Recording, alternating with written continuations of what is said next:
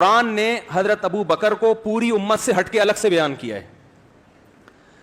فرمایا اللہ تنصروہ، اے ایمان والو تم محمد صلی اللہ علیہ وسلم کی مدد کرو، اگر تم نے مدد نہیں کی فقد نصرہ اللہ، اللہ کر چکا ہے اس وقت مدد، اذ ہما فی الغار، جب وہ دونوں غار میں تھے، ثانی اثنین، دو میں سے ایک کون تھے؟ محمد صلی اللہ علیہ وسلم. یعنی اللہ ابو بکر صدیق کے ذریعے مدد کر چکا. یہاں اللہ نے جب امت مسلمہ سے خطاب کیا کہ اے ایمان والو تم نبی کی مدد کرو، تو اس خطاب میں حضرت ابو بکر داخل نہیں ہے، ان کے علاوہ کو خطاب ہو رہا ہے. ان کے علاوہ کو خطاب کر کے کہا جا رہا ہے کہ اے ایمان والو تم مدد کرو، نہیں کرتے تو ابو بکر تو کر چکے ہیں مدد، ایسے لوگ تو ہیں نبی کے پاس، اللہ کو تمہاری مدد کی ضرورت نہیں ہے. اذ یقول لصاحبہ، جب محمد صلی اللہ علیہ وسلم اپنے صاحب کا لفظ آیا نا، صحابی صاحب ایک ہی معنی ہے، جب وہ اپنے صحابی سے کہہ رہے تھے لا تحزن، غم نہ کرو، ان اللہ معنا، اللہ ہمارے ساتھ ہے. غار میں جب پناہ لیا نا، دیکھو حضرت موسیٰ علیہ السلام جب دریا کے کنارے پہنچے اور پیچھے بہت بڑا لشکر آ رہا ہے فرعون کا، بنی اسرائیل نے کہا انا لمدرکون، موسیٰ پکڑے گئے، مروا دیا، یہ بنی اسرائیل کہہ رہے ہیں. آگے دریا ہے، پیچھے فرعون ہے، بھاگنے کا راستہ نہیں ہے. تو موسیٰ علیہ السلام نے کیا فرمایا؟ کلا، ہرگز ایسا نہیں ہے، ان معی ربی، میرے ساتھ کون ہے؟ اللہ. حضرت موسیٰ نے کہا ہمارے ساتھ کون ہے؟ بولتے کیوں نہیں بھائی؟ ہمارے ساتھ نہیں کہا، میرے ساتھ کون ہے؟ اللہ.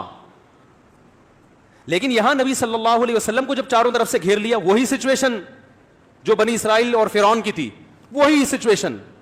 لیکن آپ ابو بکر صدیق سے فرما رہے ہیں غم نہ کرو، اللہ ہمارے یعنی پھر میرے ساتھ ہے. بعض لوگوں نے اس سے توہین رسالت کی ہے اور یہ کہا ہے کہ موسیٰ معاذ اللہ اپنے ساتھیوں کو بھول گئے ایسے موقع پہ اور کہنے لگے اللہ میرے ساتھ ہے. بعض لوگوں نے یہ لکھا ہے، اور ہمارے نبی کا ظرف اتنا بڑا کہ اپنے ساتھی کو نہیں بھولے. اللہ مولانا اشرف علی تھانوی رحمہ اللہ کو جزائے خیر دے، انہوں نے اس اعتراض کا جواب دیا، فرمایا نا نا نا نا نا، موسیٰ علیہ السلام بھی اپنے قوم پہ رحم دل اور نبی صلی اللہ علیہ وسلم بھی، لیکن موسیٰ علیہ السلام کے جو ساتھی تھے ان کو وہ مقام نہیں ملا جو ابو بکر کو. حضرت موسیٰ کو اطمینان نہیں تھا کہ یہ کمبخت میرے ساتھ آخر دم تک رہیں گے کہ بھی نہیں رہیں گے، بھاگ نہ جائے کہیں، ٹھیک ہے نا، تسلیاں تو دے رہا ہوں پھر بھی کہیں پتلی گلی سے نہ نکل جائیں. تو موسیٰ علیہ السلام کو یہ اطمینان تھا میری مدد تو ہوگی، ان کا کوئی بھروسہ نہیں ہے.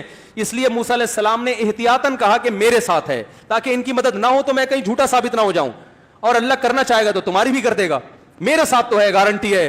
ادھر محمد صلی اللہ علیہ وسلم کے ساتھ ابو بکر تھے، کوئی وحی نہیں آئی، لیکن اللہ کے نبی کو معلوم تھا کہ جو رب میرا ساتھ دے گا وہ ابو بکر کو چھوڑ نہیں سکتا، کیونکہ میں اور ابو بکر الگ الگ نہیں ہیں. اس لیے فرمایا ان اللہ معنا، غم نہ کر ابو بکر، اللہ ہمارے ساتھ ہے.